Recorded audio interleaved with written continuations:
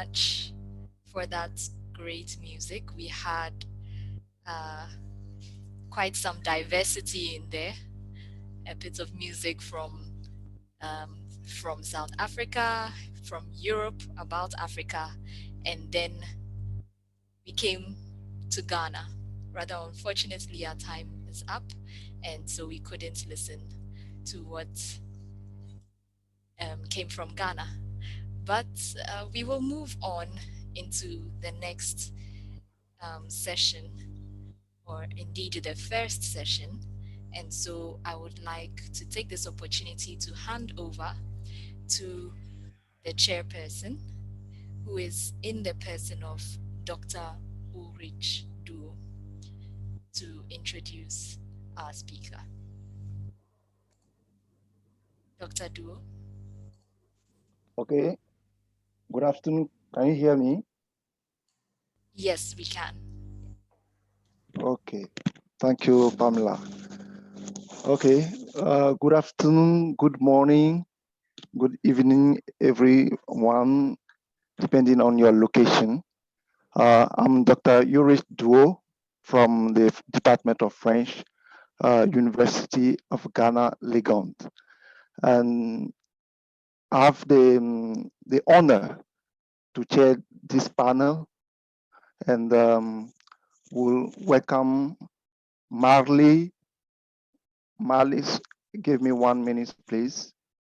I'm going to share, okay, so that you can see your name. Marley Van Rooyen from the University of Free State, Bloemfontein. She's going to present on the topic, the invisibility of translation in community radio news in South Africa. She will have 20 minutes to present her work, and after that, we'll have 10 minutes discussion. Mali, you have the floor. Thank you so much. I will share my screen again. There we go. Right. So good afternoon, evening, morning, everyone. I think for the sake of bandwidth, I'll switch off my camera. You can see my face. I'm here. I'm in South Africa. It's cold and so on. So welcome, everyone. And yeah, stop the video and continue talking. So the aim of my paper today is quite clear just in the title. I want to look at the aim of the visibility or not of translation in community radio news. Can we identify it? Can we see it? Is it visible or not? So I focus on this visibility or not, and I will present my data. It will mostly be data-driven, this presentation, but first I'll give you an overview of what is community radio, news translation. I'll give you an idea of my conceptual and methodological framework, the research design, data presentation, and then also a conclusion. I can see there's chats. I hope there isn't a problem and that everyone can hear me. So I want you to join me in a journey to the Free State province of South Africa. It is here that I investigate the translation of news in a very particular journalistic setting, that of community radio. I'm interested in everyone and everything involved in the production of news bulletins presented on the hour at these radio stations. South Africa has three types of radio: public, commercial, those are the ones making money, and then community radio. Community radio emerged in the 1990s as an alternative to state-owned public media. It is the voice of the people, or also referred to as the voice of the voiceless. It is accessible and affordable, non-profit, participatory, meaning that they involve volunteers or non-professionals from the communities, and it is owned and controlled by a particular community. Radio is a powerful medium of communication. to distribute news to a particular radio audience in a specific language. It's also an interactive platform where the audience can participate in the daily functioning of the radio station. News is thus created and co-created. The focus is on local news, and specifically the day-to-day events that contribute to the welfare of that community. The news teams are small, and they, as we said, depend on volunteers to gather information, compile, read the news, and to attend news events. According to the Independent Communications Authority of South Africa, community radio and these stations are expected to promote and broadcast in local languages. A community radio station must also align the languages of their news bulletins to the station's overall broadcast license. News workers are therefore expected to tell the stories of a specific community and to provide for the language and cultural needs of the community in question. Data collected from my research and what I present today is part of a broader project. And this data have shown that journalists prepare news in up to 6 languages at a single radio station. It is therefore already clear that in multilingual South Africa, translation plays an intricate role in the production of news at community radio. Now, my research broadly is situated within what Roberto Valdion has coined or named journalistic translation research. The interest in the translation of news and journalistic texts include, among others, the fact that it is complicated. There are various constraints in terms of time and space in the newsroom, in the production of news. People are running around. The visibility or not of translation, which has been discussed in terms of the visibility or invisibility of the translators, translation activities, the tasks, the products, and also the multiplicity of sources.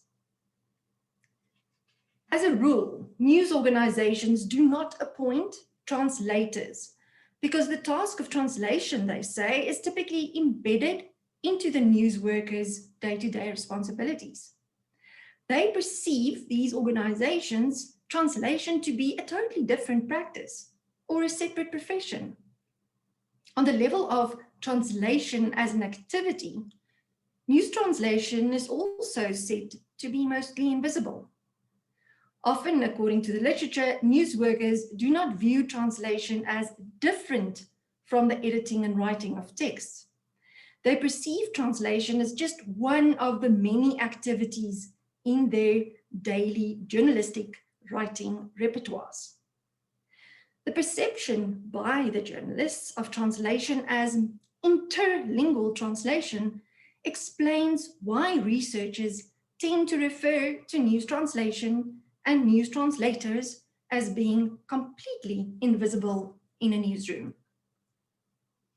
With regard to sources, Yves Gambier says that news translation is characterized by complex multi-source situations, which often makes it almost impossible to determine which parts of a news item have been edited or translated after it had been published or broadcast.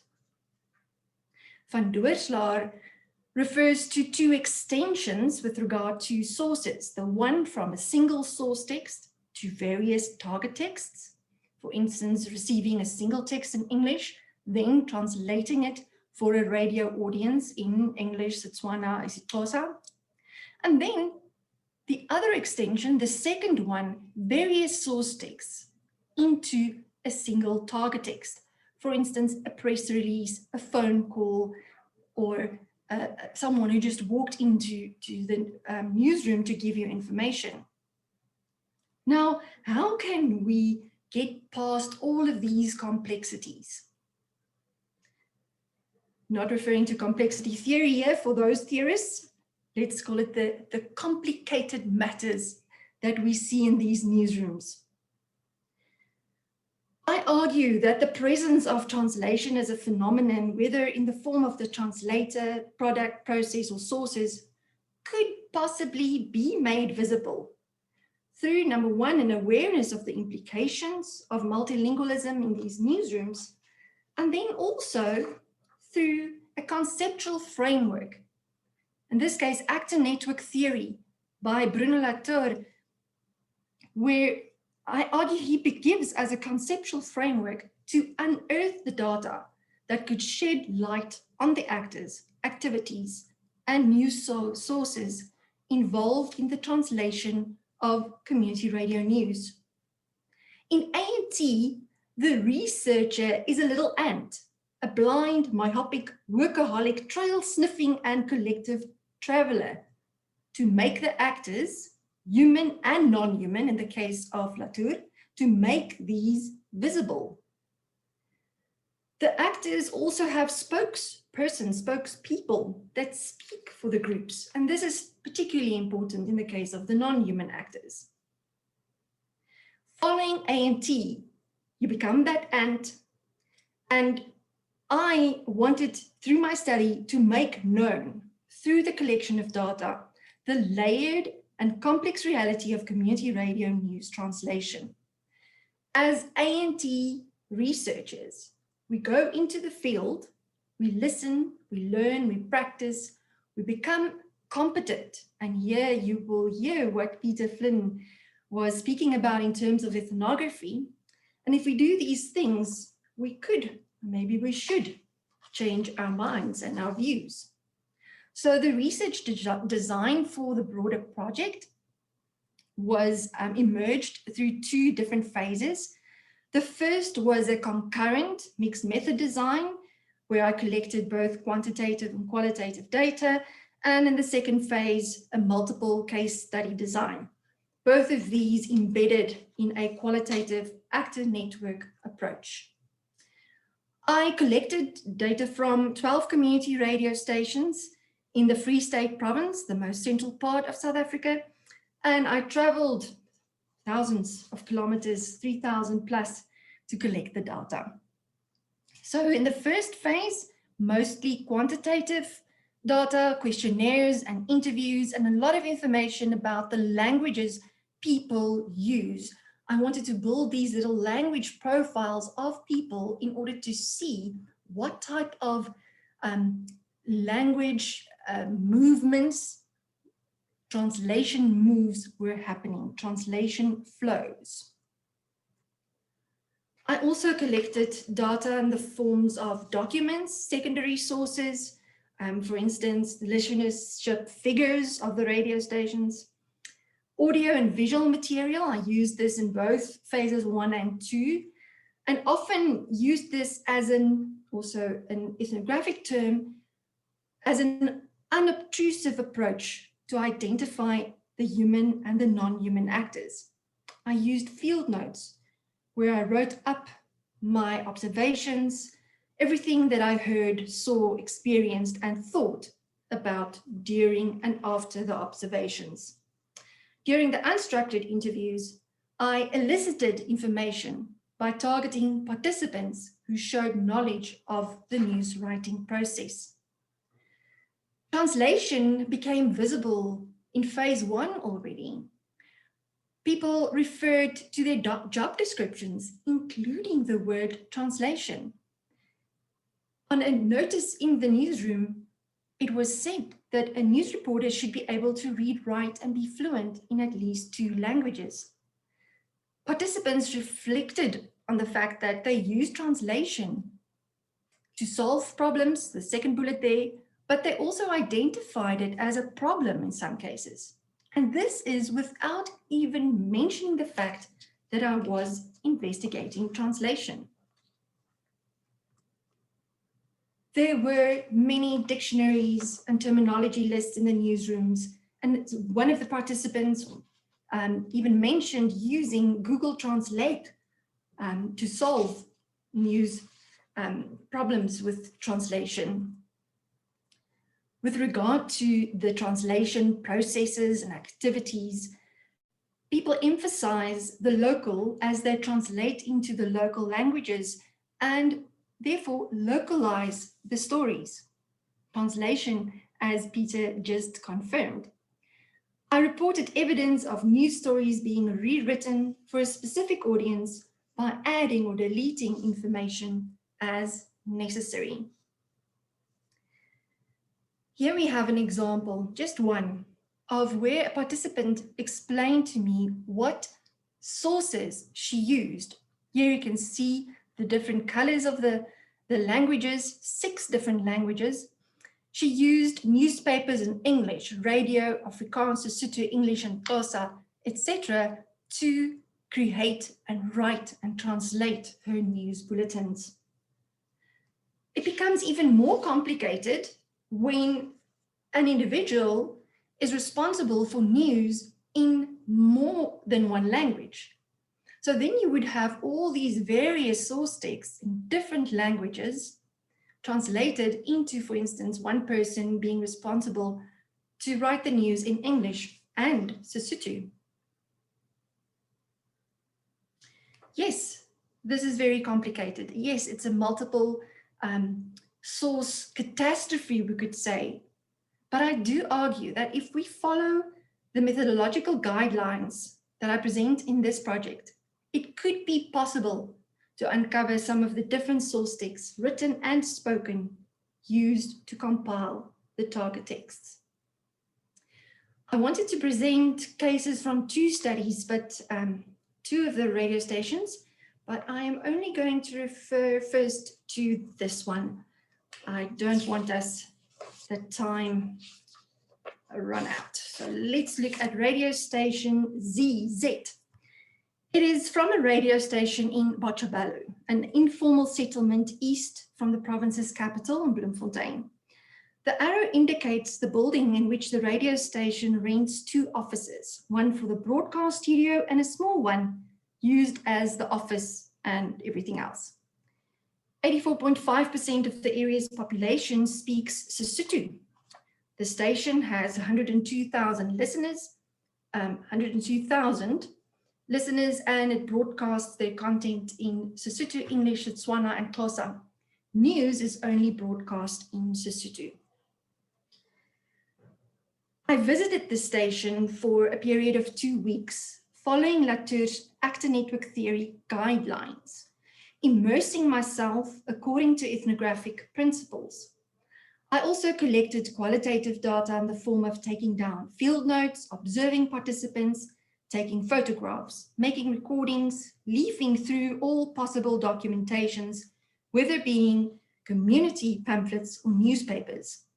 And in the words of Latour, I was literally clumsily loafing around. I had become Latour's ant, making use of ethnographic research methods to unearth any relevant data. In the time I visited the radio station, I closely followed the human and non-human actors, literally documenting everything. Some of the non-human identified included, for instance, a cell phone, pens and paper, various mixing desks, computers, etc.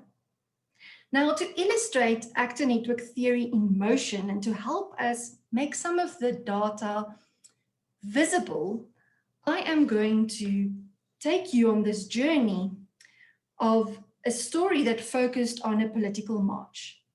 The youth protested against the legal and justice system, and especially the early release of criminals on bail. The community is thus able to participate and express their concerns through community radio in the local language, Sesotho. I traced this story from the moment the 3 representatives of the Youth League entered the radio station's office.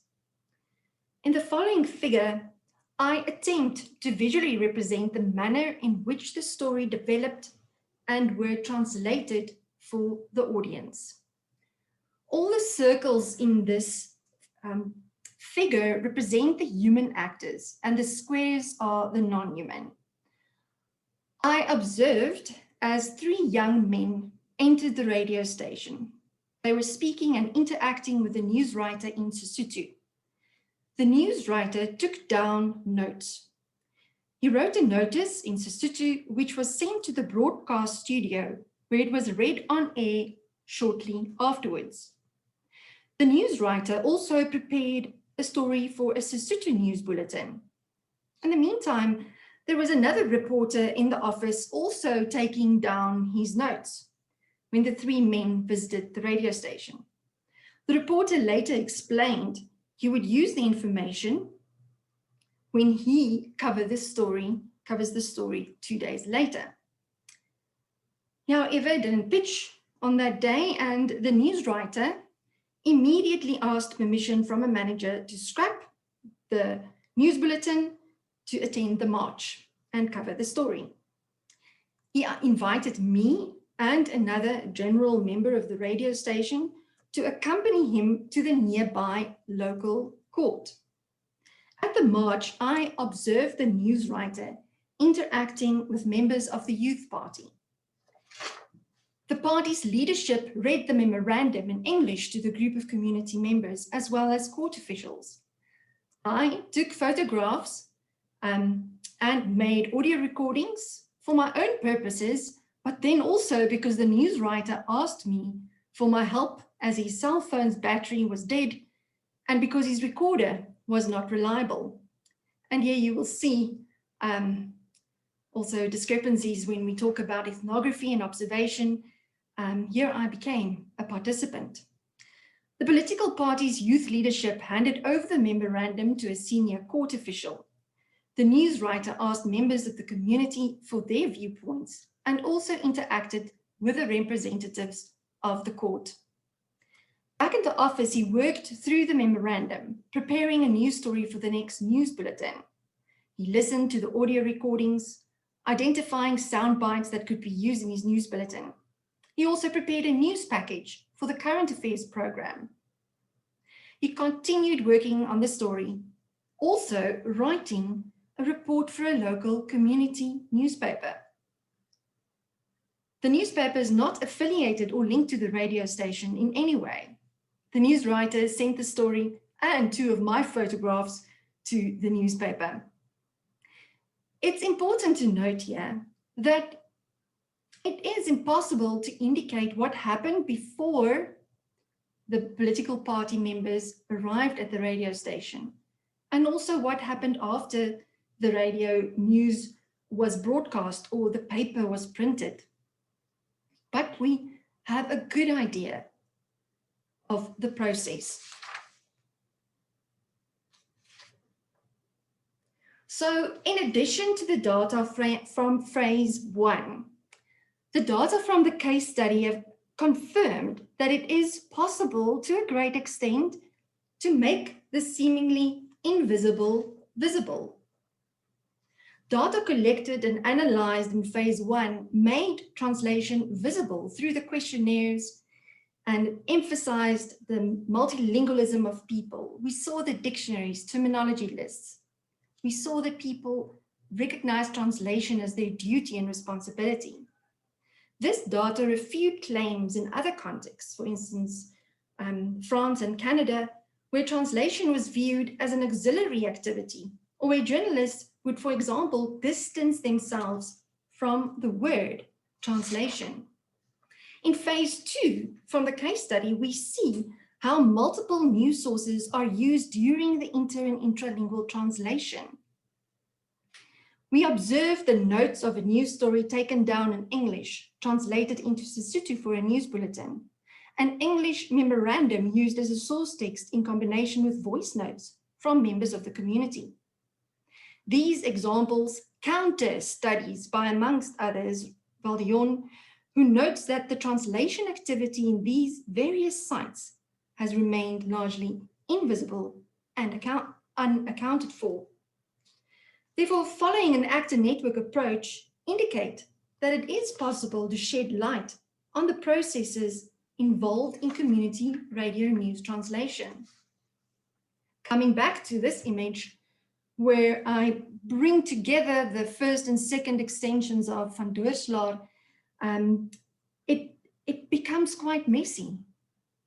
But still, if we follow very meticulously, like these little actor network ants, it could be possible to uncover some of the source text used to compile the target text.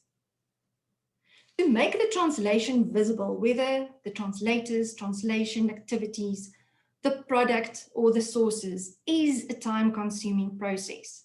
It does require that meticulous attention to each movement in the newsroom, following all the actors involved in the process. However, A&T has been shown to be a valuable travel guide. The data collected in this project clearly show that translation does not only play a role in community radio news, but also has prominence or visibility on all levels of the production process. So finally, A&T made it possible for me as a researcher to be a spokesperson, and thus literally a voice to the voiceless, making their voices visible to say, or audible. Translating the findings and outcomes of the research for a scholarly audience like you are today. Thank you. Okay, thank you, Mali, for this presentation.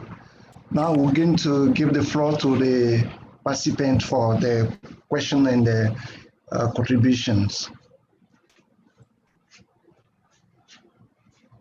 You can raise your hands or write your questions so that you answer.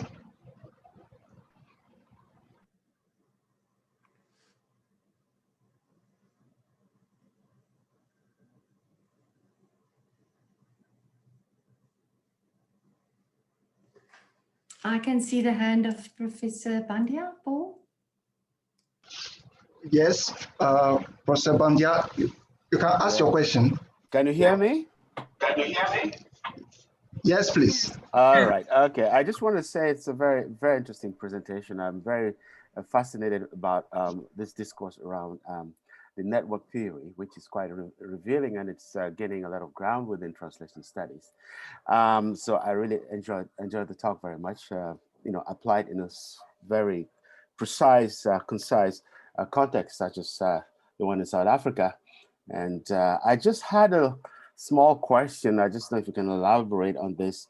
The reason for why journalists sometimes have a hard time acknowledging and recognizing that aspect of translation in their work. I mean, because it is, like you said, in Canada, I've had that discussion. One of my graduate students is working on a translation of journalism. He's had a degree, undergraduate degree in journalism, and now he's doing a master's in translation. And we asked him, raising these questions, and he's fascinated about how much there is, overlap, intertwining between concepts in translation studies and journalism. So I just wonder if you have a little bit of some comments with respect to this. Yes. So I can give comments from theory and practice. Theory, first of all, quite a lot of people have written about it. On the one hand, it is the sense of journalists feeling that it's taking away from who they are, that they are not merely just translators. It's not their job to only translate. Mm-hmm. And because mostly they view translation as an interlinked process. So as soon as more things are happening, no longer view it as a form of translation. Mm-hmm. From a personal point of view, as a former journalist in a radio newsroom, I remember many years ago, I was busy with my master's and also working in a newsroom, typing the news, writing the news, typing. And all of a sudden, I had this aha moment that I was translating. And we were working with Nord's theory at that stage, Scopus theory, realizing that I am translating for a specific audience. And then seeing also, because there are sometimes so drastic changes in the text. In our case, in the radio, it would be 1,000-word text translated into 100 words.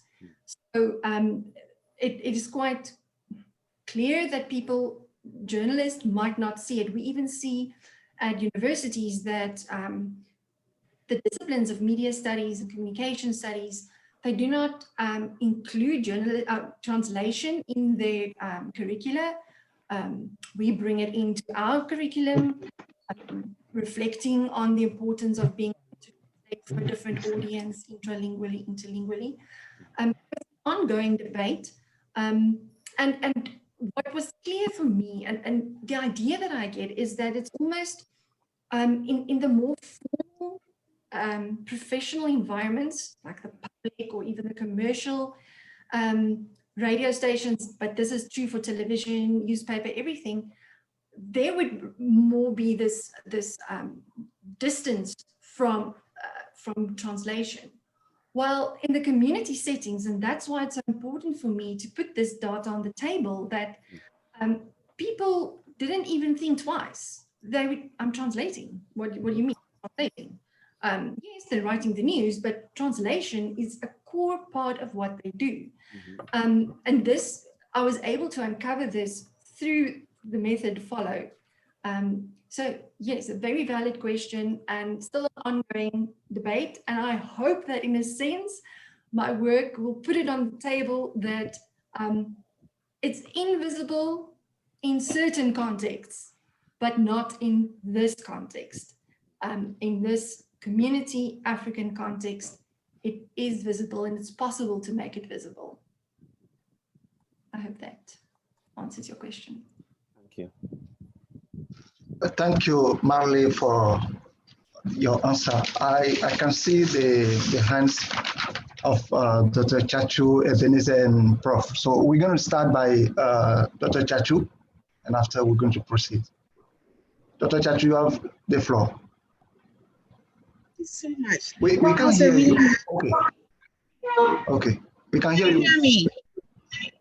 Yes, please. Yes. Okay. Thank you so much for that fascinating presentation. And so I was thinking, I mean, I could actually picture and relate it to what happens in Ghana, where we have the news would be written probably in English, but then the local radio stations will take them and render them in Akan or Ga or Ewe. The interesting thing is that we don't really have the written form. So it's mainly the written form in English, which is presented orally in the other local languages. I wanted to find out that in your case, is it also presented in written form in the other languages, or it's both, it's just in oral as well, just to find out if the two contexts are the same?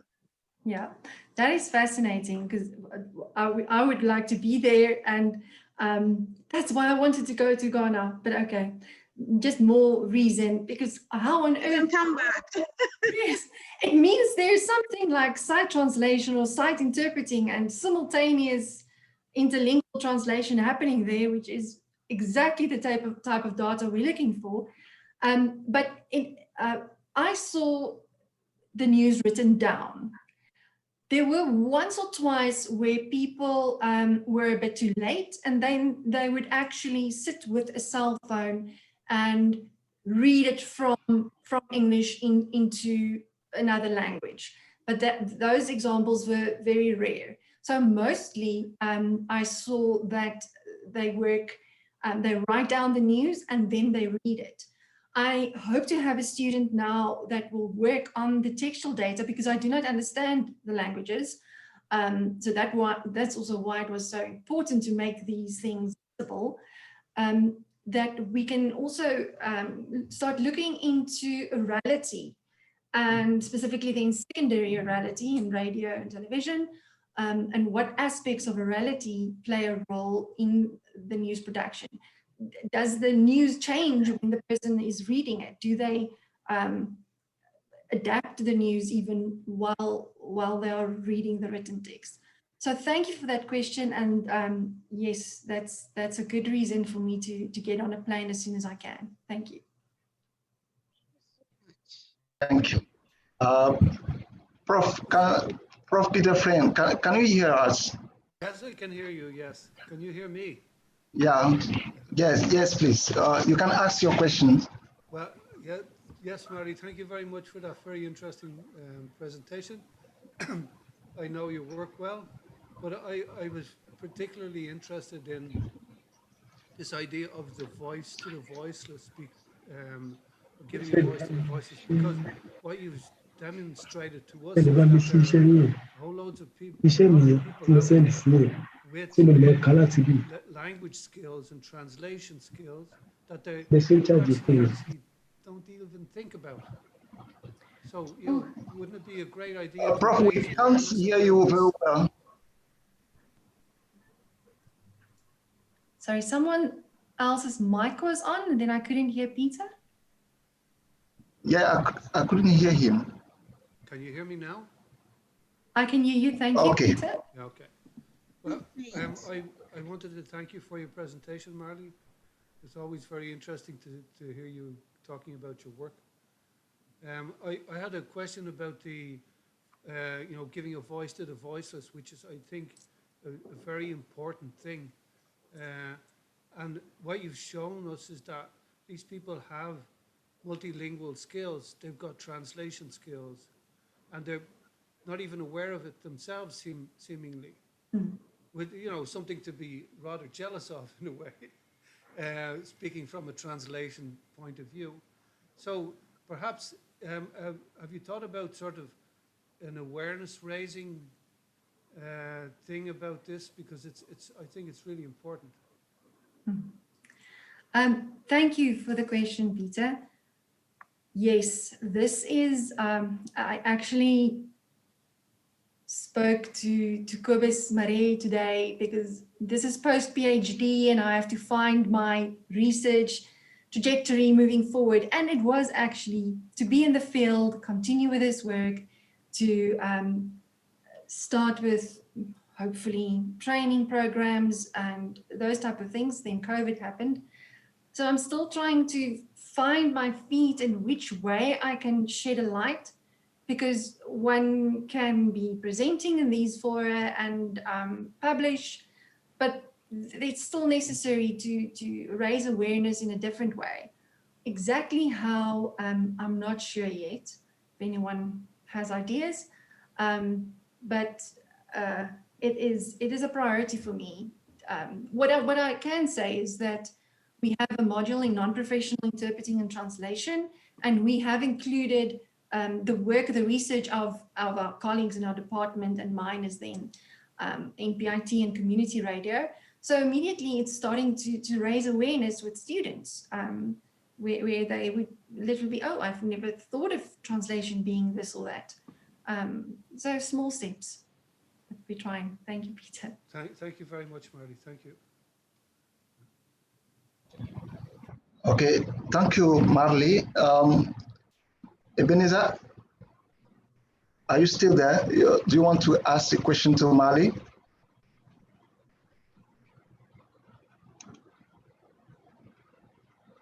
Ebenezer?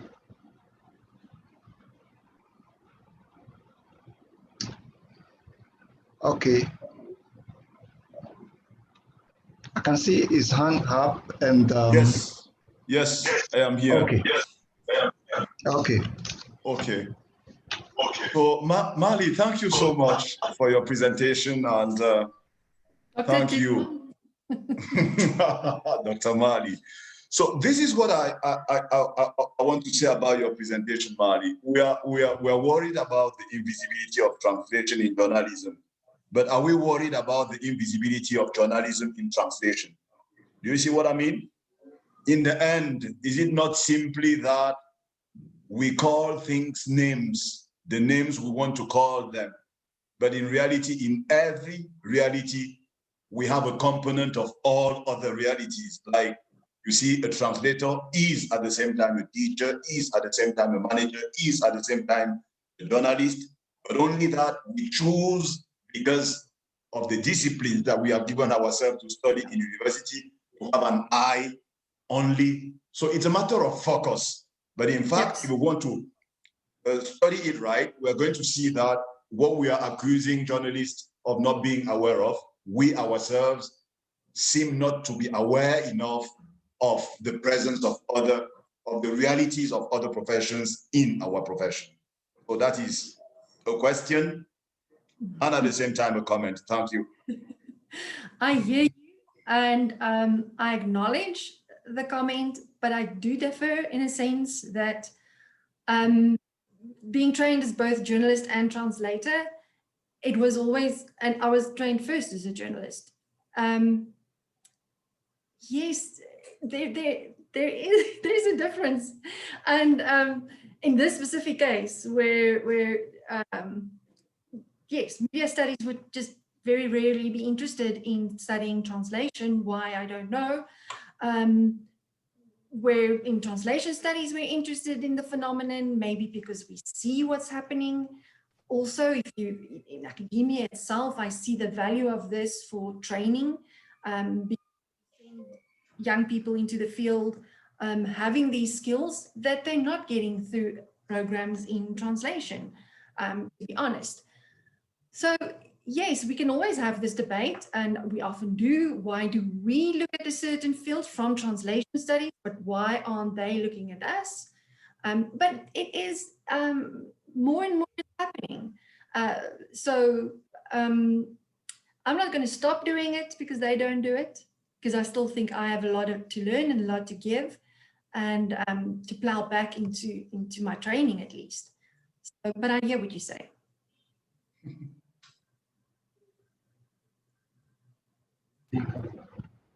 Thank you, Ebenezer, for your contribution. Now we're going to give the floor to, okay, I saw someone, but it has disappeared. Maybe it's a problem of network. I see there's a question in the comments, in the chat. Yes.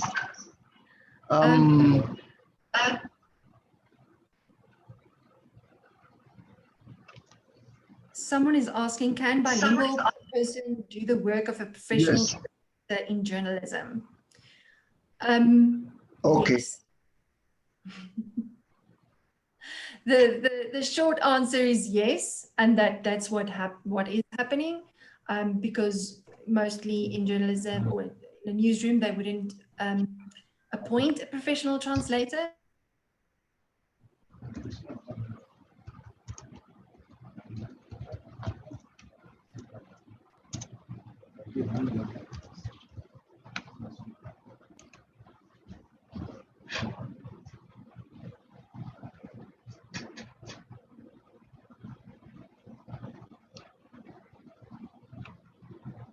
I think we have some small challenge with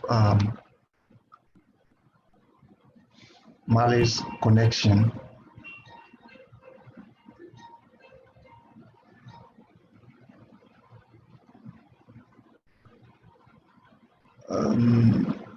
Okay.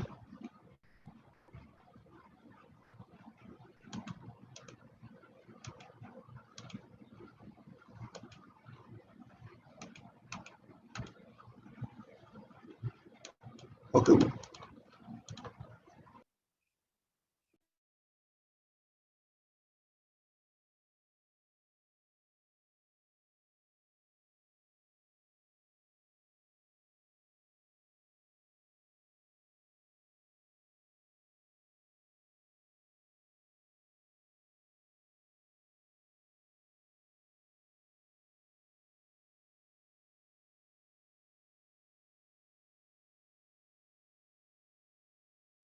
Okay, we are sorry, we have lost contact with Marley, and I would like ask those who have some questions to send an email to her.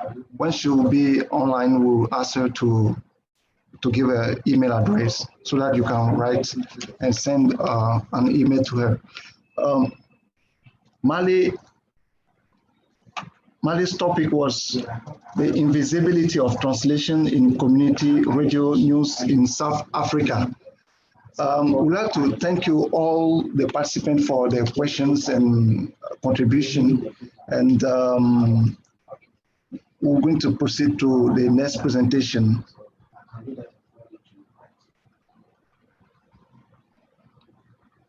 But before we're going to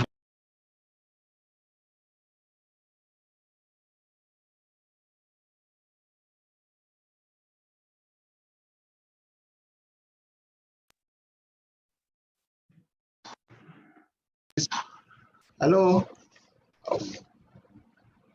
Sorry, yeah, we lost you.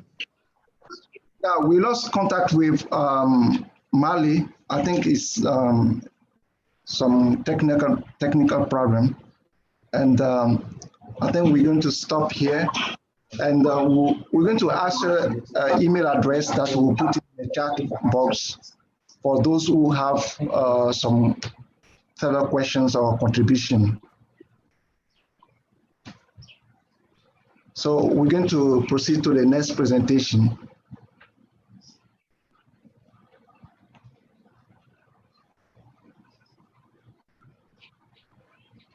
Mr. Asunka, are you there? Can you hear me? Yes, please. Okay. Can do it directly. Yeah, good afternoon, ladies and gentlemen, and welcome to the second presentation. I would like to introduce Dr. Damola Adefa, who teaches French and French language and translation studies. He studied, first of all, my name is Johnson Asunka, and I'm from the Spanish section of the Department of Modern Languages, University of Ghana. I teach Spanish. All right. So our speaker would be Dr. Damola E. Adefa, who teaches French language and translation studies at the University of, the name of the university, Olabisi Onabanjo in Nigeria. All right, so he studied and obtained his PhD in translation studies at the University of Ibadan, Nigeria.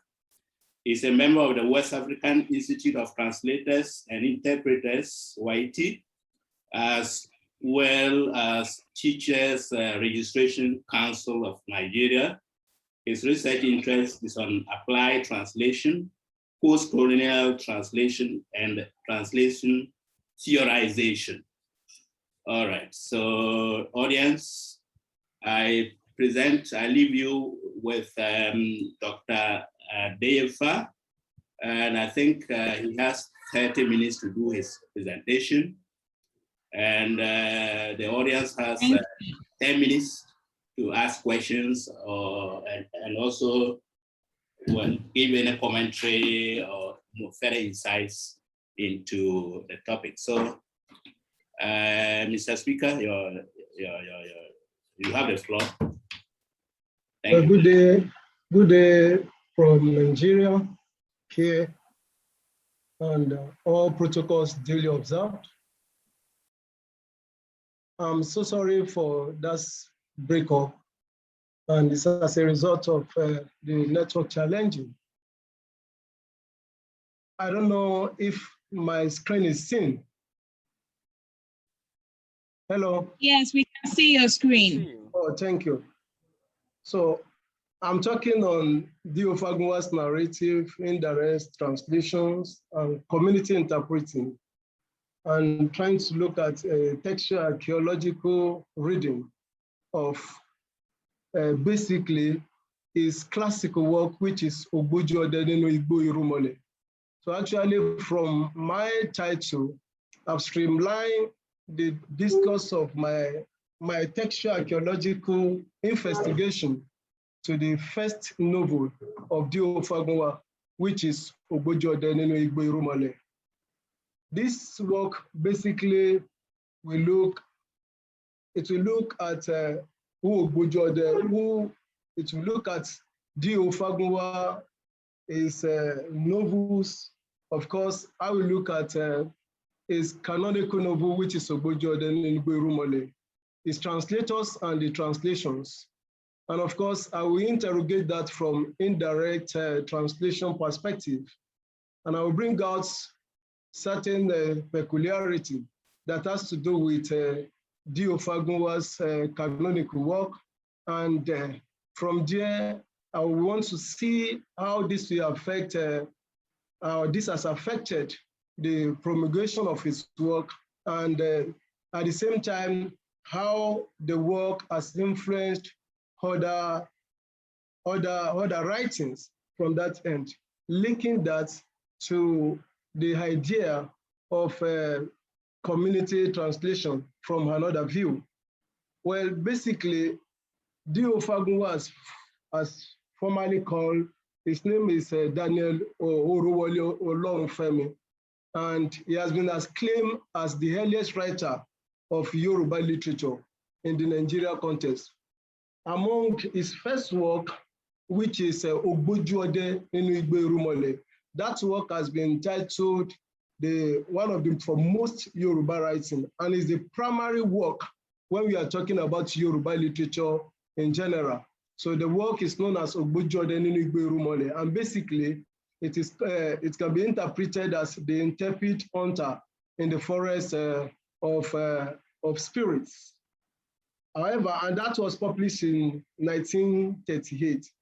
Well, he was known for his sociocultural perspective of relating the world, the Yoruba world or Yoruba worldview with other contexts. Basically, other four of his narrative that forms what people call a complete narration of Fagunwa. The other four are Igbo Olodumare in 1949, Irike Onibudo in 1945, Irike Enido Ninu Igbo Elegbeje in 1954, and Aditu Olodumare in 1961. But among all this work, none of them equal the classical work that we call Ogbojuode Ninu Igbo Irumole. And the idea is that Fagunwa text is characterized with certain ingenuity, which deserve observation. That's the reason why we are highlighting the fact that this work basically will textually investigate the Ogbojuode Ninu Igbo Irumole. Number one, to look at the degree of the indirectness in Fagunwa work. And number two, to look at the degree of indirectness in one of the current translations into French. And at the same time, we will foreground this classical nopus exceptionality. In other words, what are the undernet reality that has promoted this classical work? And with that, we will relate that to community interpreting. From there, let's start by looking at Fagunwa himself and what people have said. I've actually said that Fagunwa is known as the foremost literaturist when we are talking about Yoruba literature, and most especially from Nigerian aspect of writing. However, the indirectness coming to, sorry.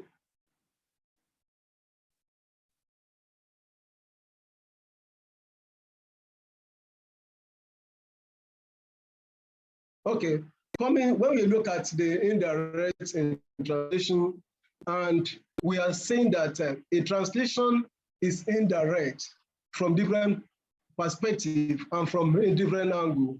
For instance, they talk of indirect translation when they are talking about the procedure of doing translation.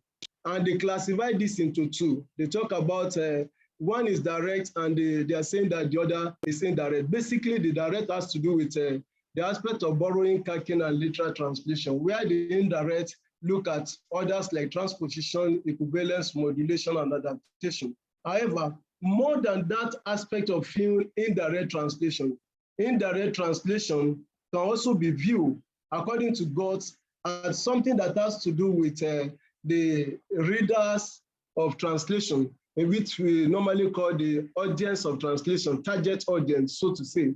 So for God is saying that you say the translation is indirect when the readers are able, the audience, for instance, the audience of the target text, in a situation whereby the audience of that target text, they can completely interpret the resemblance of the text in the way that the audience of the sources will see that. So in other words, he is looking at indirect translation or direct translation from the concept of cognition.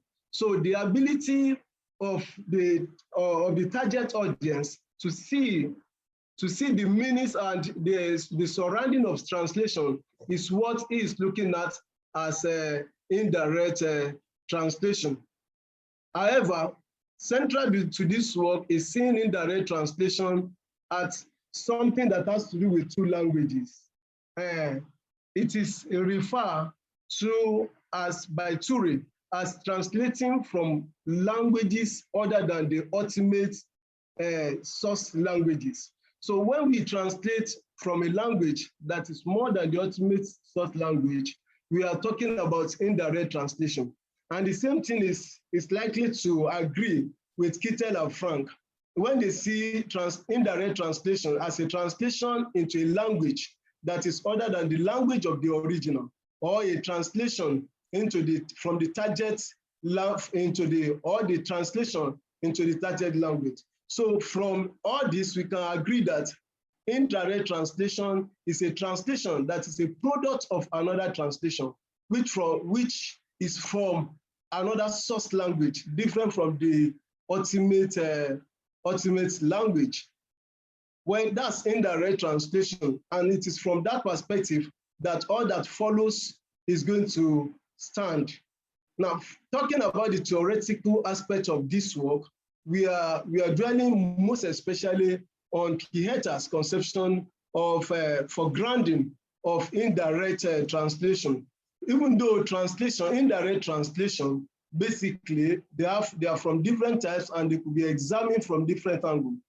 Indirect translation, according to Ture, can be examined from mediating tests, where you look at the type and the number of mediating tests that are involved in the process of translation. In other ways, indirect translation can also be considered from the number of intervening languages, the languages that are intervening in the choice of the language. And we can see the indirect translation. We can study indirect translation from the degree of indirectness in that specific indirect translation, which is part of the central aspect of this work. Then the presentation of indirect translation, whether it is hidden or open. In other words, either we can know that this work is translated directly from another translation, or this work is coming from what I can technically call the source text. So when we are looking at the presentation, how a translation has revealed the influence of another translation, is it overt or is it covert? When we are looking at that, it is an aspect of interrogating indirect translation.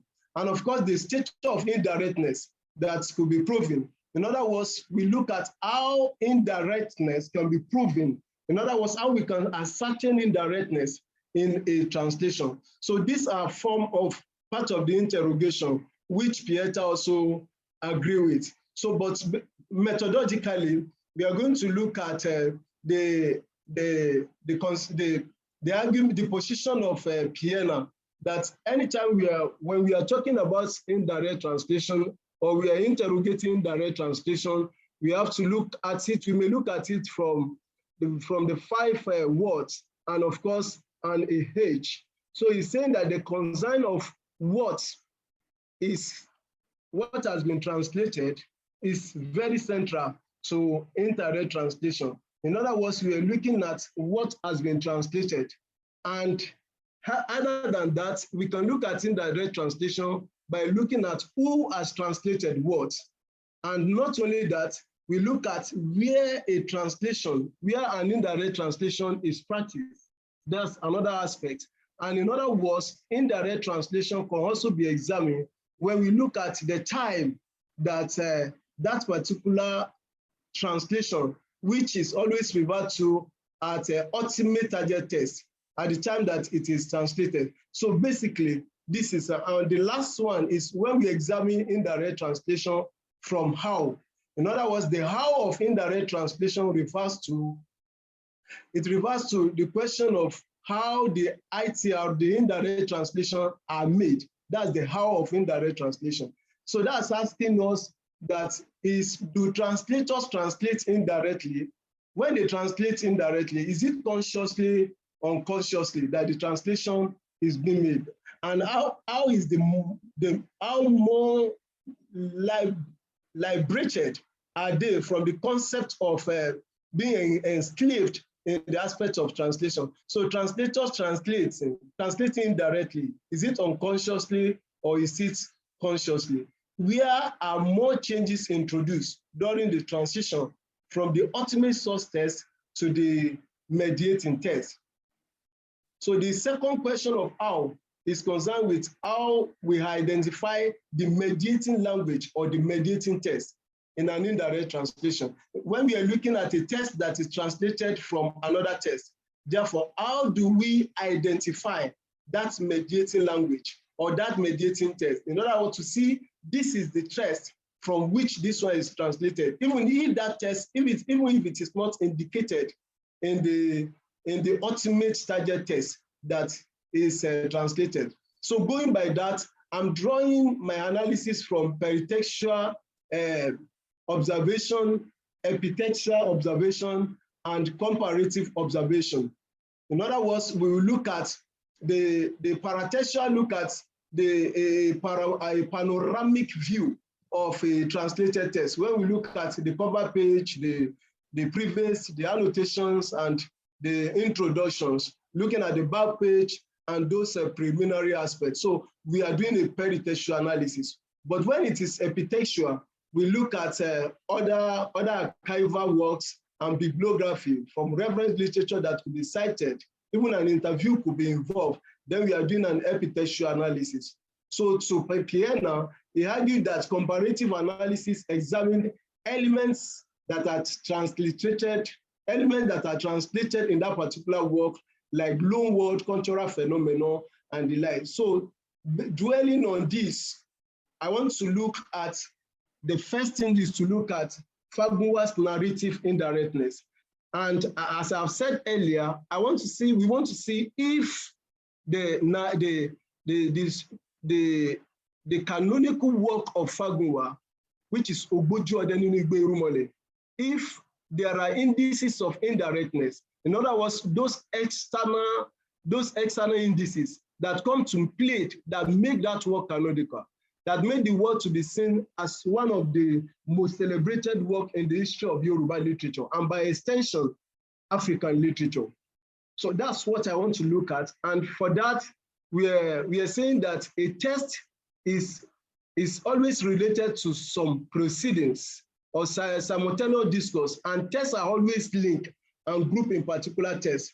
What we are saying is that either a test is shown that I borrow idea from this area, from this aspect to make my translation, or it is not so. The reality is that there are certain peculiarities that form the conception of a text.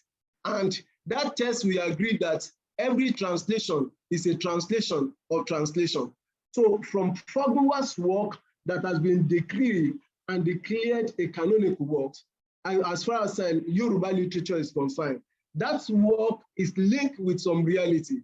And scholars have made us to understand that those reality that form the genuineness or ingenuity of Fagunwa's primary work has to do with some facts. And the first one is Fagunwa's primary work lean on Yoruba oral tradition.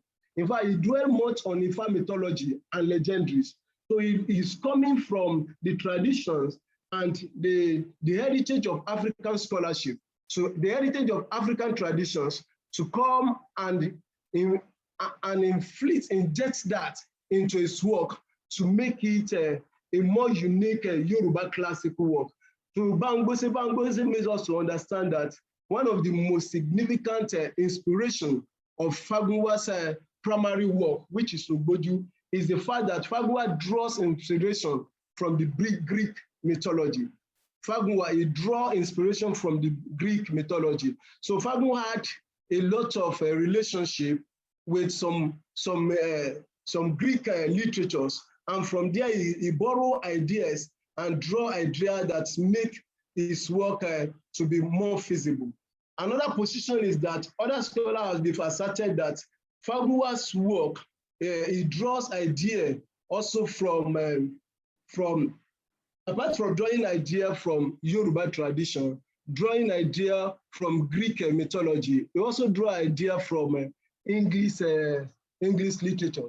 So he draw idea from English literature. He was privileged to read work of Geoffrey, Chaucer's, William Shakespeare, Daniel, and the likes. So those has influenced his work, and he's interested to know that Fagunwa also draw idea from French literature. He draws idea from French literature. In fact, Agbioye, 1998, he argues that Fagunwa was able to read some French literature that are translated into English, like Mole and Vabu. So those has benefited his writing. So in other words, we are certain that the underground reason that has promoted Fagunwa's narrative and make it creatively original is in the fact that he draw inspiration, he draw ideas and inspiration from other work, but the principle for granment of his work is coming from Yoruba traditions, Yoruba Ifa mythology, and the like. So that explains that indirective translation and the indirectiveness of translation will go a long way in making us know the reality and the indices that foreground a translated work in general, and even tests that are from the idea of cognitive translation. Africans mostly believe that every African is translating from the incept of what you know before. So language or writings are just helping us in order to make what is inside explanatory and remarkable. So Fagunwa basically do that. Digging into Fagunwa's narratives in literary translation, this one look at how the translations of the translator and translation of Fagunwa has influenced the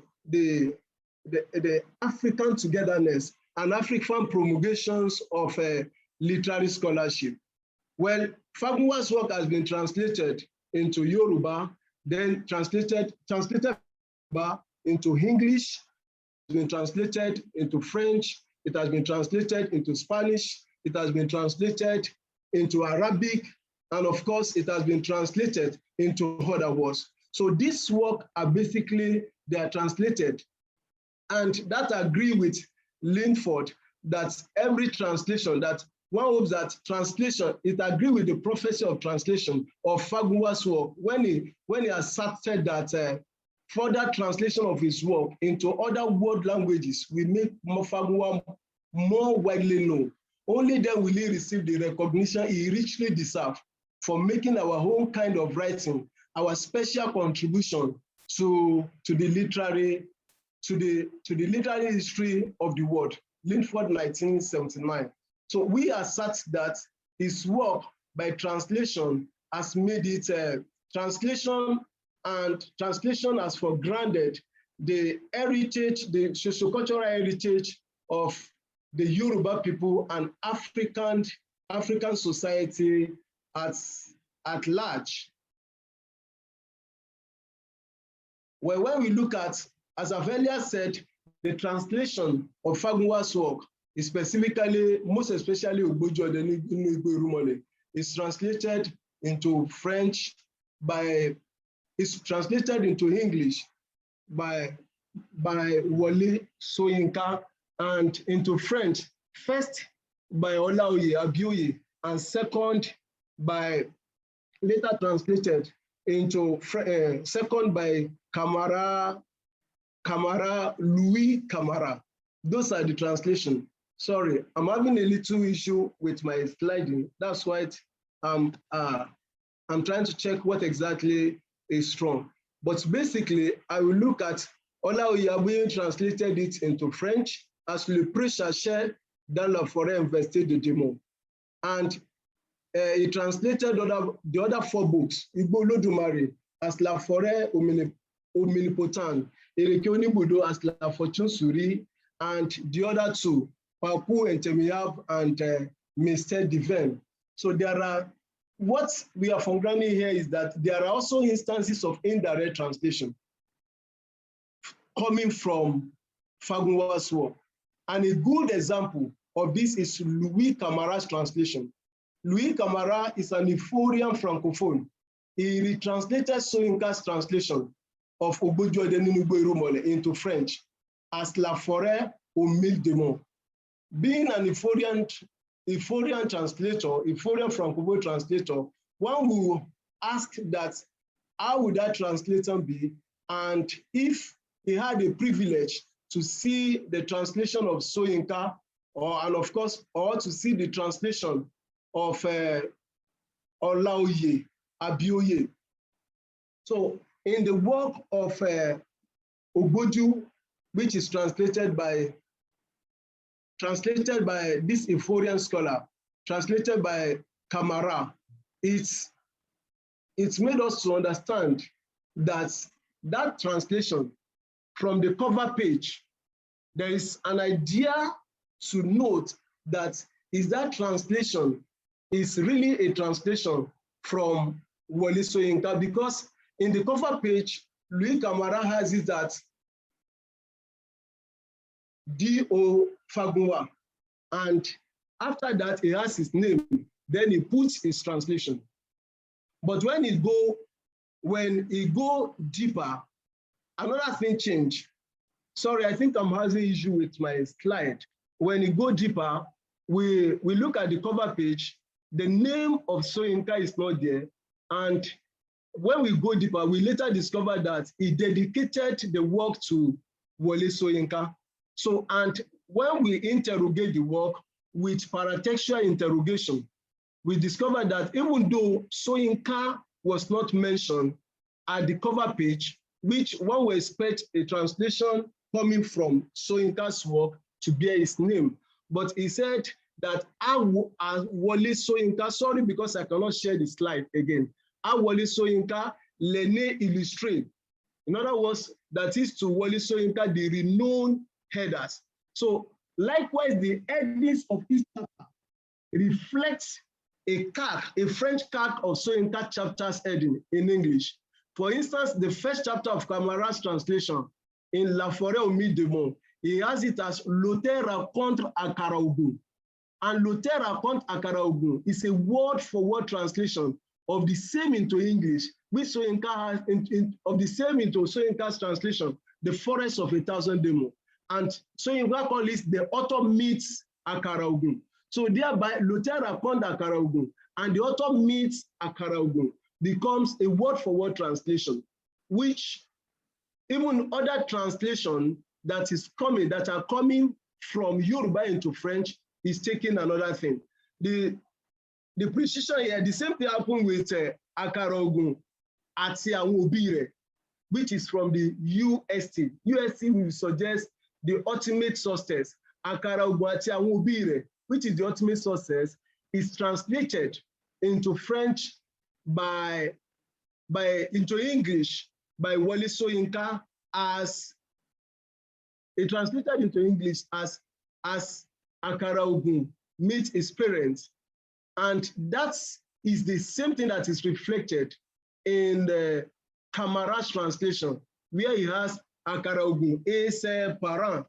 So where we have when we have the expedition to Mount Langbodo in Wole Soyinka's work, we have the translation as à l'expédition du Mont Langbodo in Soyinka's work. So the paratextual analysis of the prefaces, the chapters, and the likes reveal that translation is coming from Soyinka's translation and not from the UST, which is the source translation, Ogboji Ode Ninu Igbo Irumale.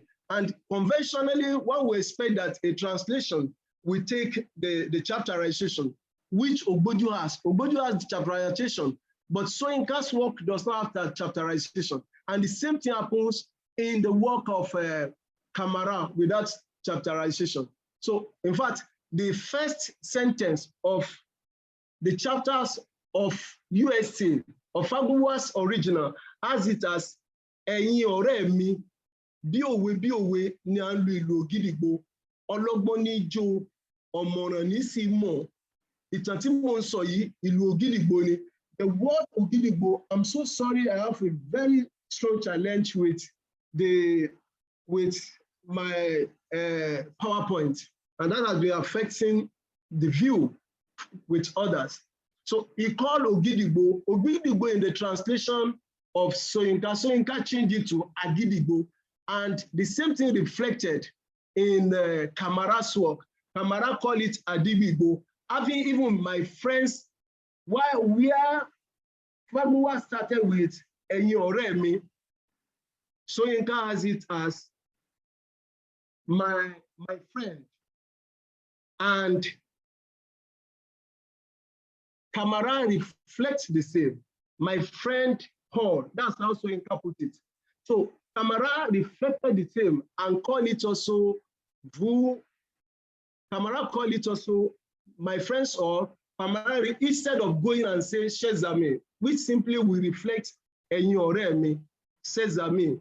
And Kamara went ahead to translate it as vous tous mes amis, ici présent. Vous tous mes amis, ici présent. So that makes us to understand that the work of Fagunwa, which Soyinka has translated into English as the Forest of a Tyson Temo, is a replicable. The translation of Kamara is coming from what we call mediating test, which is Soyinka test, and not from the ultimate source test, which is Fagunwa test. What are we driving at that? Number one, the idea is that translation today and the cultural views in translations are very important. And when we translate, it may not necessarily be that if we don't have access to the source test, we can go ahead and look out for the mediating test and come out with better test. So this aspect is very, very significant in translation. And Ogbojuode indirectness in community translation. What we are saying that going by the consumption of a community translation as a translation that has to do, a translation that centers on the public society, where we are looking at community translation from other perspective. For instance, according to Jackson, community translation is an act of reformulating and retransmitting a message or religion originating in one language to another second language. So in other words, why Mickelson and Robert, they saw community translation as a kind of interpreting, which is community-based. It enables people who are not fluent speakers of the official language of the country to communicate with the provider of public influence. So what we are driving at is that community interpreting, so to say, is number one is context-based, and since it's context-based, Annie Day 99 added the idea and the custom and value that are inherited from the past are reflects of a context-based translation. He agreed that context of situation caters for immediate context and immediate need, and that's the focus of the language. So in translation, when we see a community translation, it's in African context, it may not necessarily be viewed as translation that has to do with public services. It also has to do with translation that it is culturally based, and in a bid to make culture interact with culture, translation come into being. And when translation come into being from the perspective of culture, that also could be seen as community interpreting, because we've discovered that Kamara Lae does not have an idea of Yoruba language, number one. Number two, and he does not even have access to Fagunwa's ultimate source. So in other words, yet Kamara tries as much as possible to make the Yoruba tradition and cultural worldview available to the Francophone world. And this agreed with PIM 2011, when Pim or Pam reverse asserts that in all community translation is closely related to community interpreting, and it refers mainly to the writing translation of public information for immigrants and population. So we agree that the context of public information could be viewed from the cultural aspect, and the concept of immigrant population could be viewed from non-Yoruba and non-Anglophone audience, which take advantage of Kamara's translation of the work. So from the foregoing, it can be observed that community interpreting can be oral, and community interpreting can be oral, and community interpreting can be written. So community interpreting, it takes the interpreter into the most private sphere of human life, to settings where the most intimate and significant issue of everyday individuals are discussed. This is the position of A 2007.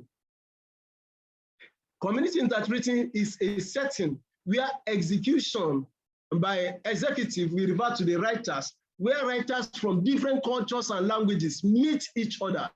Gentiles et al., 1991. So it takes to mean that a locale where languages are used to interpret sociocultural heritage from one ethno-linguistic sphere to the other has to do with community translation, community interpreting.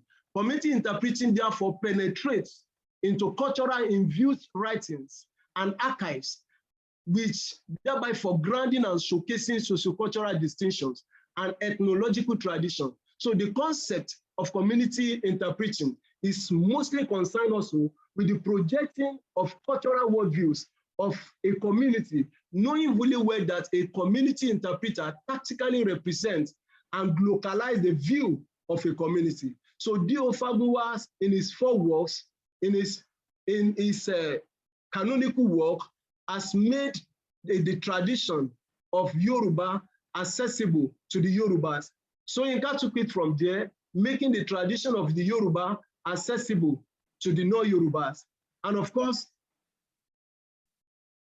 Abioye and Kamaralaye, they took from them, they've made the tradition of Yoruba and by extension, African heritage accessible into work. So this work look into how D.O. Fagunwa's work, what has made his work so exceptional. That's, you look at what has made D.O. Fagunwa's work exceptional.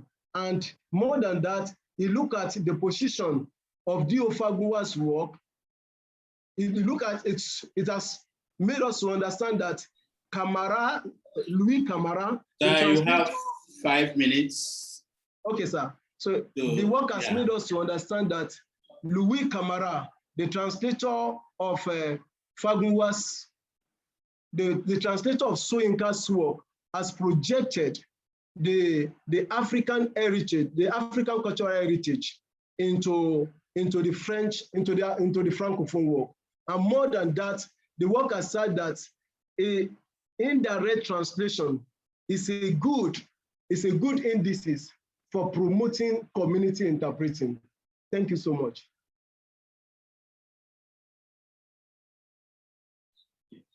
Thank you very much, Mr. Speaker. All right, so we've heard him. It has been very insightful, although lengthy, and I hope we enjoyed. I know we enjoyed the presentation. And it's now question time. So if you have a question, you want to make a comment, observation, whatever piece of information you have to add to what he has said, you are welcome to do that by raising your hand. So over to you, audience. I think I see Ali Abdul Wahid's hand. All right. Thank you, sir. Are you hearing me? Yes, I can hear you. Okay, I want to congratulate Dr. Damola for this wonderful presentation. Someone like me will appreciate this presentation much because I also work on D.O. Fagunwa's web. The presentation, Dr. Damola took us through full translatological and archaeological studies. Thank you very much. My observation about the direct and indirect translation, because I did the work of translation of Igbo Olodumare from Yoruba into Arabic. I can see that Dr. Damola made mention the translators of Igbo Olodumare's work from Yoruba into English, French, and other target languages. For Arabic, I just want to add it that in Arabic, all the 5 works have been translated into Arabic. So Jimba of Kwara State University translated it, Ogbojode Olodumare, into Arabic with the title Asoyado Lijeri Farid. Likewise, Professor Abu Salam of the University of Ilorin translated Ireke Onibudo with the title Possible Mokhayim, My Humble Self, Igbo Olodumare, with the title Al-Gabatul Ilahiyya. My observation in a nutshell is that like the work I am, Ogidigbo, Dr. Damola make mentioned, when we are trying to make the translation from Ogidigbo into Arabic, Arabic did not have equivalent of Ogidigbo. They don't have this type of Ogidigbo in their own area. What we did is that, according to I want to agree with the Dr. Damola's presentation.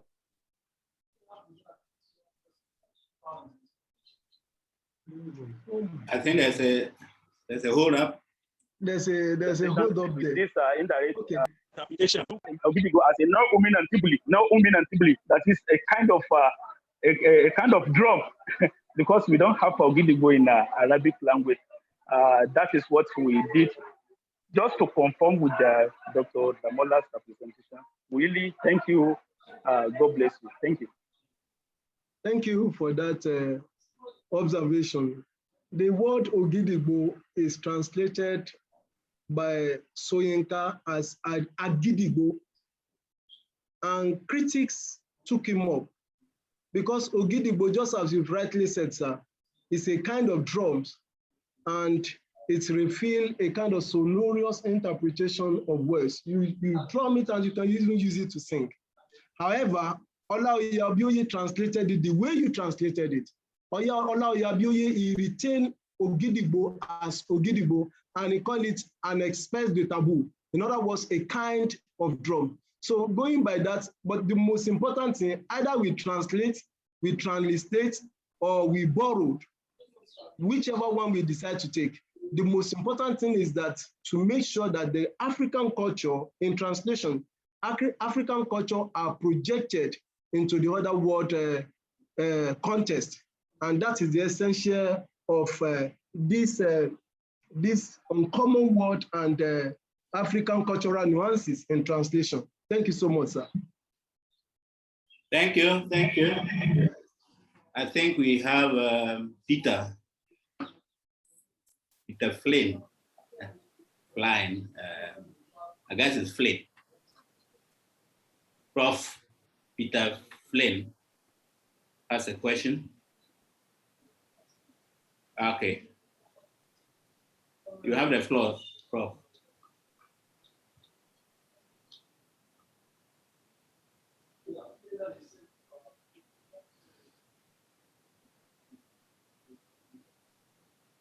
Hello? Hello, sir. I can hear you well, sir. Yeah, Prof. Yes, I can hear you, sir. Yeah. I'm waiting for Prof's question. Okay, sir. Prof. Flynn. Prof. Peter Flynn. I think we have a problem connecting with him, or he has a problem connecting with us. I don't know.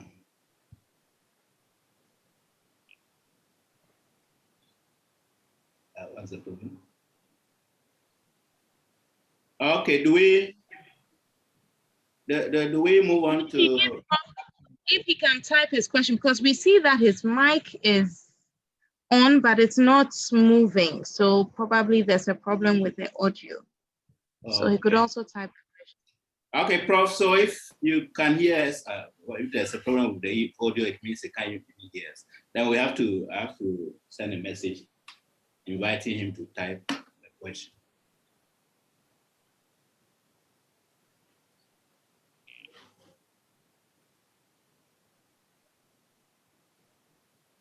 Or do we move to the next question while we wait?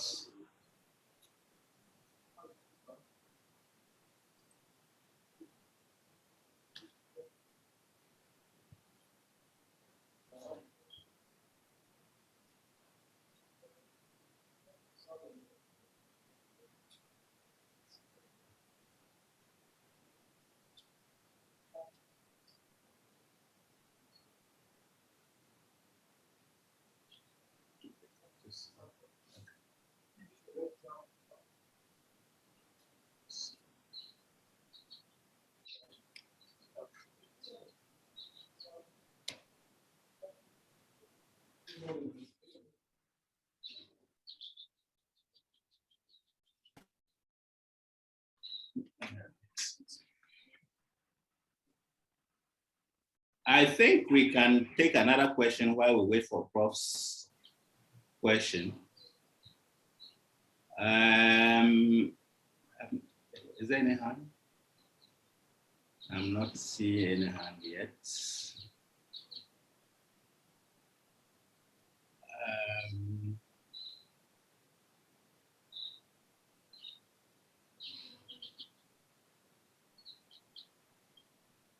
Any question, any comments, any contribution? Okay, the question has been sent.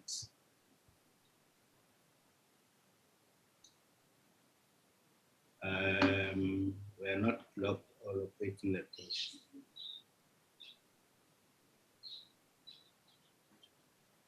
Yes, the question is there. Have you thought of making a digital database of the versions of the translation? That's Prof's question. Have you thought of making a digital database or database of the versions of the translation? Okay, well, that's a good question. And in Nigeria here, most especially, I belongs to what we call an association called Yoruba Engineering Association. What the association is aiming at is having a digital base of some of Yoruba classical works, and from there extending it to other indigenous, or should I say indigenous, or I should use native languages. So it is a good idea, and I really appreciate that from Prof. And I think with the help of scholars like Prof. Aguilar, we can have that. Thank you so much. All right, thank you, thank you. I hope Prof's question has been answered to his satisfaction and to everyone's satisfaction too. I think we can move on to, is there any hand? Not yet, okay. I wanted to seek clarification on this that indirect translation. When you started, I got the impression that you are making a distinction between literal translation and what do you call the translation proper, that is taking into account this the translation strategies such as modulation, transposition, and so on. But I think you extended it to mean, literal, how do you call it? Indirect translation to mean the translation of a translation. So I want to know which is it? There is a distinction between literal and the translation proper, or a translation of an original source text, and then the translation of a translation. Thank you. Yes. Thank you, sir. That's a very good question, sir. Actually, the concept of indirect translation is seen from different view. Okay. Some people call it retranslation. Some people call this, some people call this meta translations. Another will call it second translations and the like. But in my paper, what I did is that while referring to literalness of translation, I was trying to pick the indirect translation and direct translation as terms. Okay. In other words, I said, fine dabine, they employ the word direct translation and indirect translation in their procedure of translation. Okay. And by that, they see direct translation as direct translation that are literal. Don't forget, there is a difference between a technique of translation and when we see translation as the translation of a book or a text as a whole. Okay.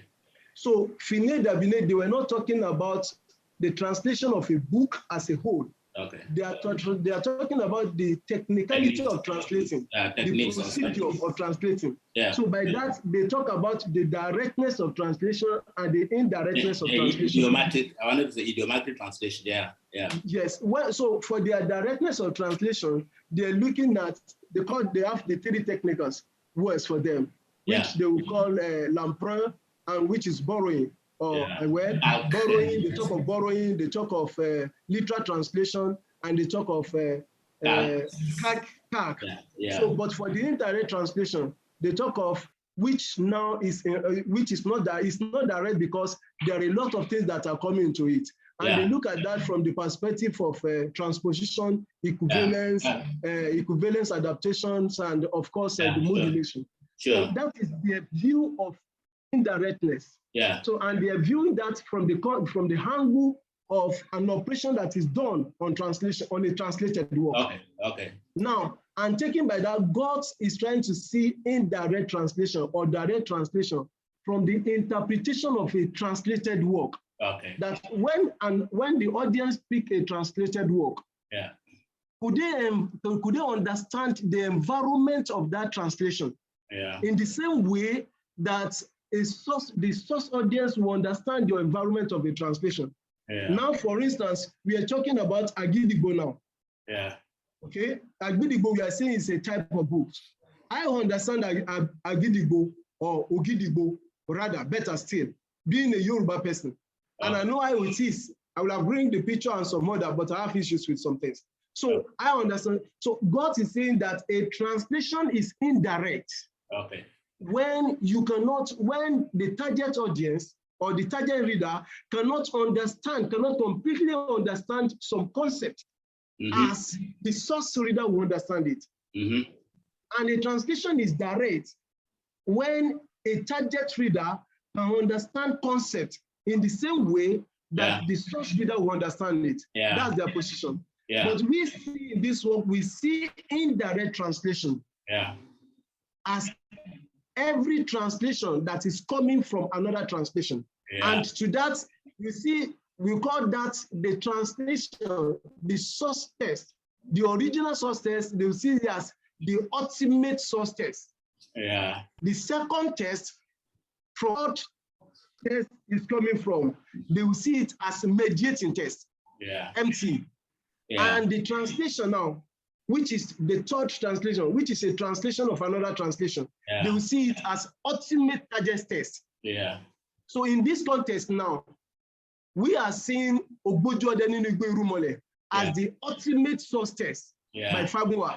And we are seeing Soyinka's translation, The Forest of 1,000 Demons, as the mediating text, the text that has helped Kamara to translate into English. And the Kamara's final translation is now conceived as the ultimate target text. So indirect translation from this perspective is conceived as a translation that is coming from another translation, most especially vis-a-vis language. Yes, yes. So what would be your view about this indirect translation? Because in the first place, even the original text,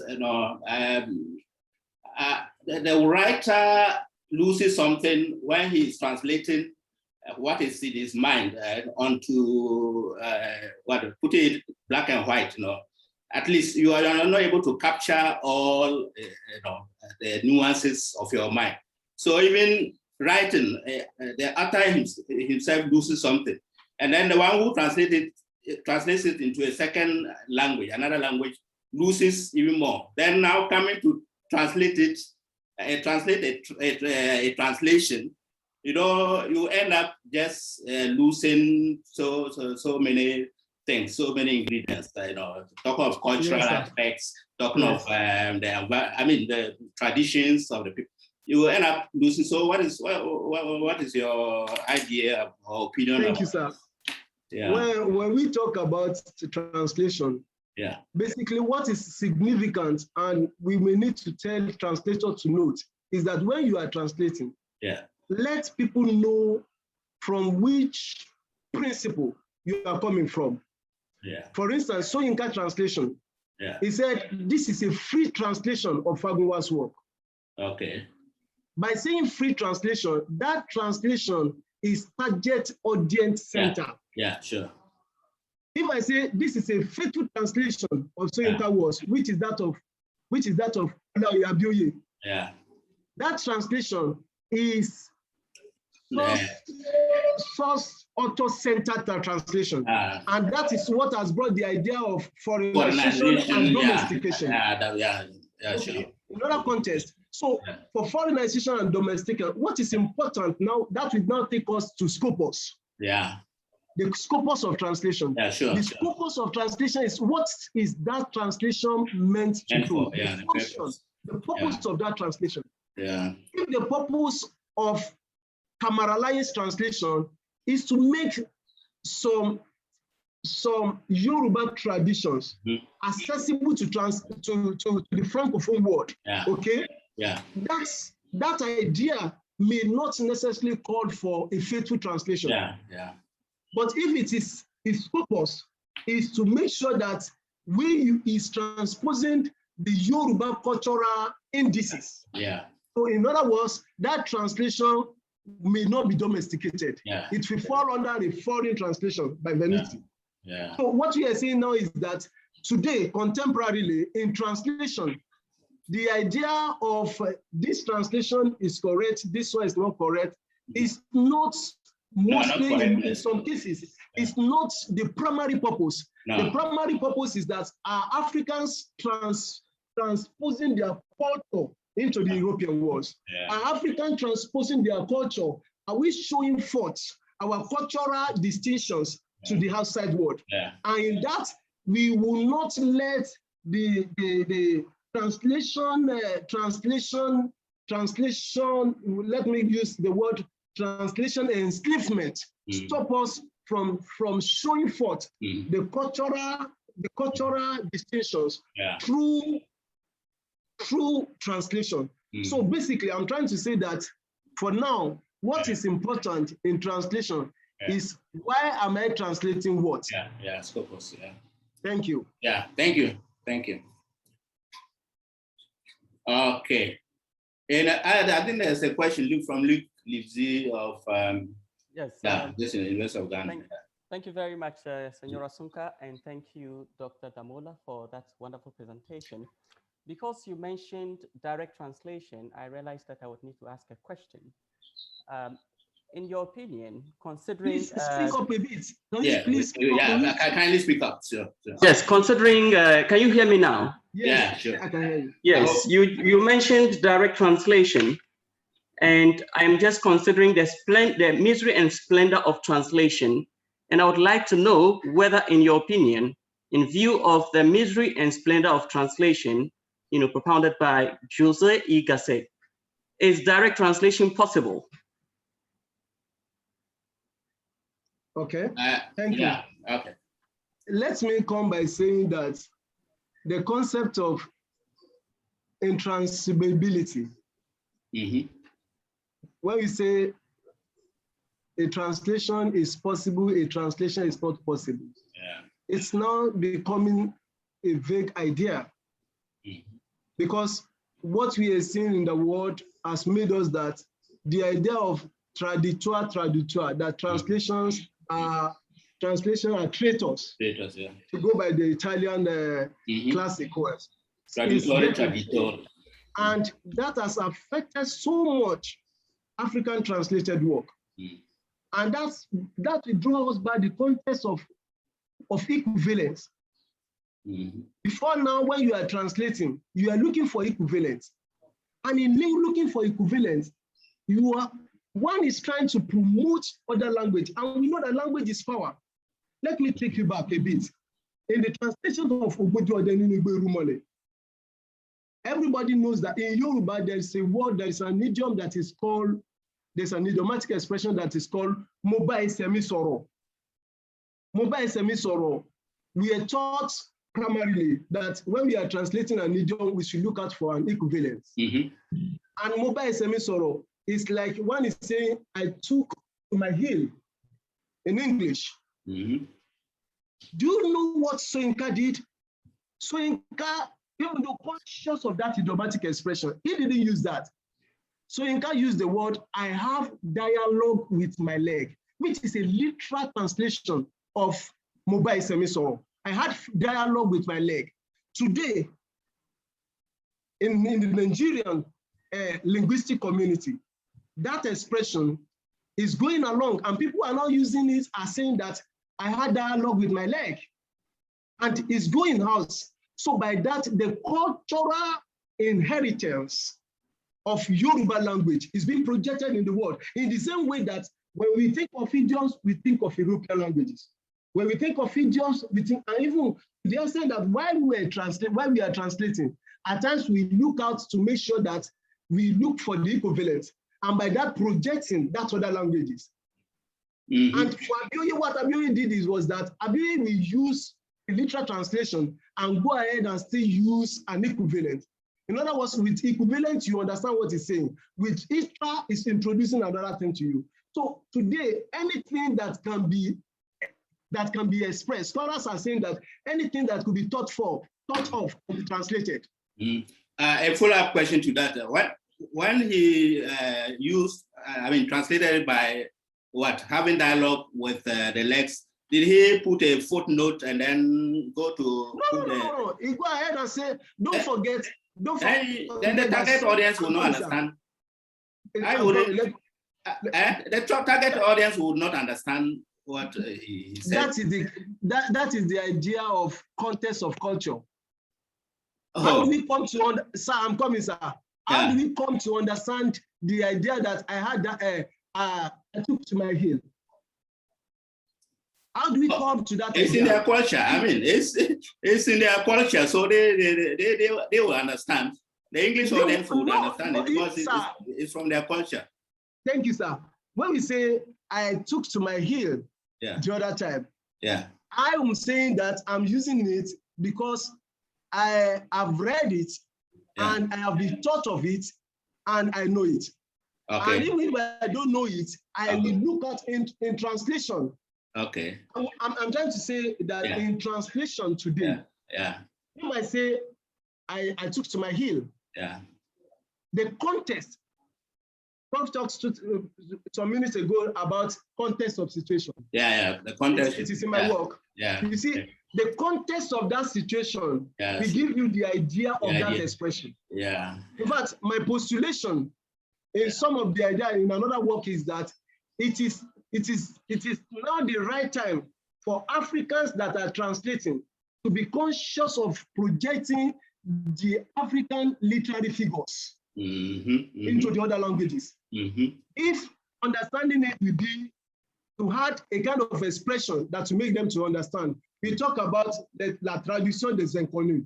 How do we translate? How are we going to translate the unknown word? And we are saying that we can translate the unknown word by transliteration. So if I put that word and I go ahead, I put a footnote, subsequent writings, I may not need to have a footnote to that. And the more people use a word, the more the word becomes meaningful in that context, and the more the culture of that word is being promoted. And that's what Africans should stand up to do. African translators and interpreters should now go ahead and be using our linguistic figure, which literally they will call elementary figure of speech, right? Linguistic figure. We should begin to use them in our translation. That is one of the major ways that people are not talking about translation as identity, translation as power. Yeah. So translation is power because we are empowered in our linguistic world by the translation of the others. And in order to gain that, to regain that probability, we need to make the translation of our heritage. Also, we need to promote it into the other culture. So, and translation stands a major and a classical idea in cultural negotiations. All right, thank you very much. I think, yeah, your point is well understood. Yeah. All right, so we need to promote our culture. Yes. Yeah, sure. Thank All you right. so much, sir. Yeah, you're welcome. Yeah. Any other question? I'm not seeing any hand up. All right. So I guess we've had enough. Thank you so much. If there are any more questions, you could send them as you did to the first speaker, by email to him. I think his email will be shared with you later. Thank you so much, Mr. Speaker. It has been very lively, very interesting. Thank you, sir. It's really opened our minds. We have to really embark on this revolution, cultural revolution. Try to export our culture. They cannot be exporting the to us, and then we will just be passive consumers. We also need to send our culture across. Thank you so much. Absolutely. Thank you all. Thanks to all of you for coming here with 2 years to do the listening, and I wish you all the best.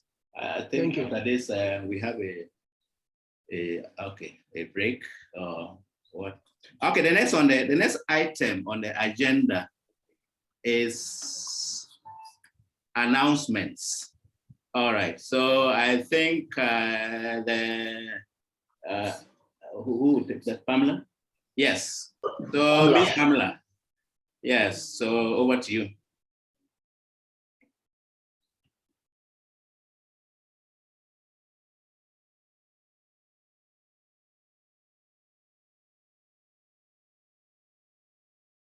Thank you.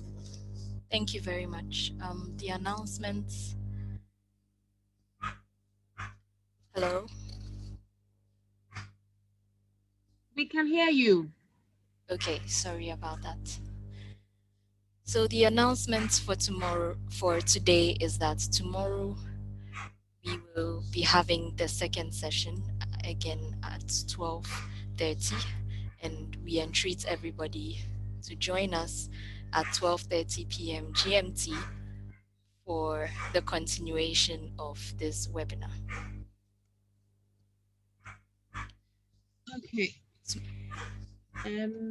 I don't know if there's anybody from ATSA, the ATSA board, who's on here. I was trying to get Prof. Kobius, but I can't reach him. Is anybody else from the ATSA board on here, please? Yes, I'm on. I'm Paul. Yes, Professor Paul Bandia. Is it possible to, because I think Prof. Kobius mentioned we're supposed to have the AGM tomorrow. Yes, it is tomorrow. Yes, but there's also something about having to have a certain number of paid up members and all. And I'm just thinking maybe this would be a good time before we go to let us know how to become a paid up member, so that if between today and tomorrow people want to look up the site and sign up and all. So maybe if we just have a brief this thing before tomorrow's meeting. All right. If you are not a paid up member yet, we were hoping that as some of you signed up for the conference, for this meeting, that you would have included the membership fee in your registration. But if you haven't done so, if you did not do so, it's pretty simple. You go to the website of ATSA and you can very easily see the instructions for becoming a member, paying up. It's pretty brief, it's pretty straightforward, and that's something you can do quite quickly. But for those of you who have already included your membership fee in the registration for this conference, you are now considered paid up members, and we expect to see all of you at the meeting tomorrow. So either you've already registered, or you would want to go right away to the ATSA website, and you can very easily become a member by just filling out the forms and doing the payment, which is not too complicated. We do have the quorum, I think, for the meeting tomorrow, so it would definitely take place. And we hope to see those of you who are really paid up now or who would like to attend to become members. So yeah, Marley's confirming that we do have a quorum, right? That's right. Marley, would you like to say a bit more, because you're preparing the minutes and everything for the meeting? Do you have something to add, Marley? Thanks, Paul. No, I don't have anything else. We will be sending out the agenda tomorrow morning, but we definitely have a quorum, and it would be great if more people can join us, because there will also be positions opening up on the board. So it would be good if we have enough people and more people interested to become part of the board as well. That's good. Very good. That's good. Okay, there you have it. So we're really looking forward to having all of you there tomorrow. It'd be a wonderful experience, if, especially for those who are coming for the first time. This is the second meeting we're having, so we count on participants to move the whole dossier forward and to continue to grow the association. And that's about it for now. Okay. I just want to say, Pamela, thank you so very much for a wonderful hosting role. It was really very good. And I thank all the chairs as well. It was really quite good to be able to navigate our way through the technological difficulties, which were not that many, actually. We did very well. I've been to another conference last week, and it was worse than this. This was really very good. I'm so impressed. And I would just want to, say kudos to you all, and congratulations. And I hope it continues this well tomorrow. Okay. All right, thank you. And then just before you go, just to let you know that the book of abstracts has been shared in the chat, so you can download it. But if you're using a phone and maybe you're not able to access, you can also let us know, and it will be sent to you by mail. You can just write to ATSA and the ATSA UG, the local committee mail, and it will be sent to you. So Pamela, I'm done.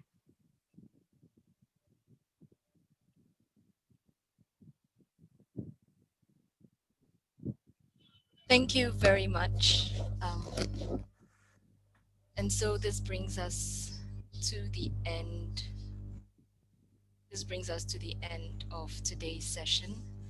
I trust that we all enjoyed it, and we will be back again tomorrow, same time, for